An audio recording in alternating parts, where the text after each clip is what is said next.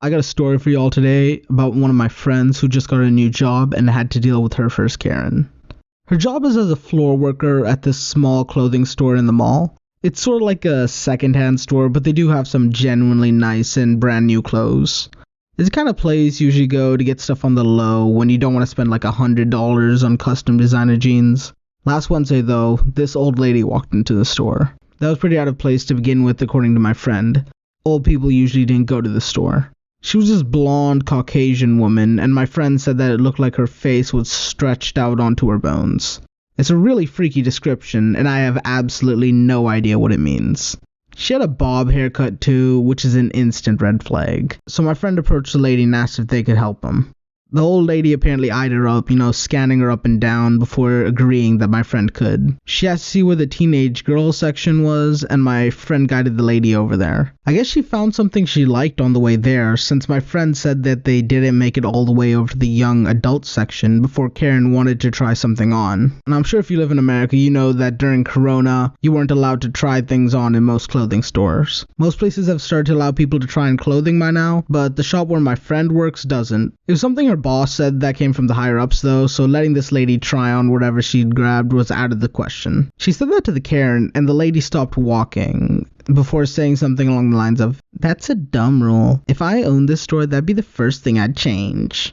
Let me tell you, you're gonna get really sick of hearing that line soon. My friend said that there was nothing she could do, and the Karen just said that the store was lucky that she knew her granddaughter's size, so she could still buy her what she wanted. Which only makes sense to me though, cause the lady came here without her granddaughter. Buying something for her without knowing the size would be basically guessing. Now the floor they were on did have one of those perfume things. They got one of those little jockeys with a small circular place with a ton of perfumes. The worker inside was showing them off to people who wanted to buy them, but apparently it irritated the Karen's nose. Rather than being normal and just staying away from the scent of the perfume, instead she walked up to the perfume seller guy and stepped up past the line, which is such a social faux pas. That's fancy talk for something you don't do, and I'm pretty sure I said that wrong. She said, "Stop spraying that, you're irritating my nose." When my friend told me this though, I was appalled. Like the audacity of this woman, I swear.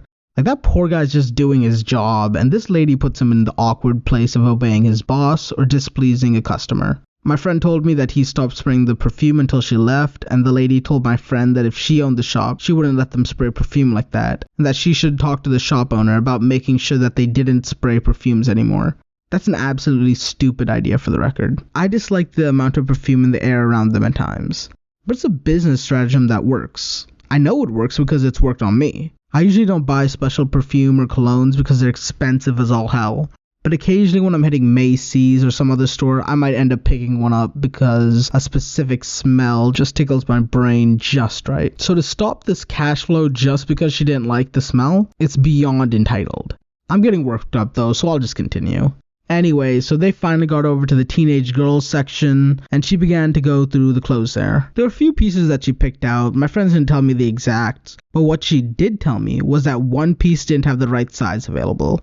This irritated the Karen, and my friend had to go into the back to see if they had the right size available in storage, which they didn't. She dreaded coming back out and telling the Karen that, but my friend didn't really have a choice.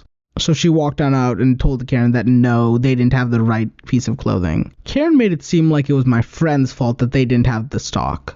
Said something along the lines of, "You wasted my time then. If I was the owner..." This is the third fucking time she said this, and then my friend cut her off. I'm pretty sure she snapped a bit, since the way that she was describing it to me, she was heated as all heck, and I honestly don't blame her. I would have lost my temper way earlier. So what my friend said to her was something along the lines of, "My apologies ma'am, but you're not the owner, and the owner decided that we only needed so much of this type of clothing."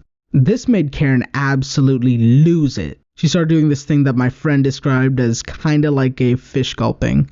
She opened her mouth and closed it again. She opened her mouth and then she closed it again. She did this a couple times while going absolutely beet red, before she started to actually yell at my friend that she'd never been disrespected this way before.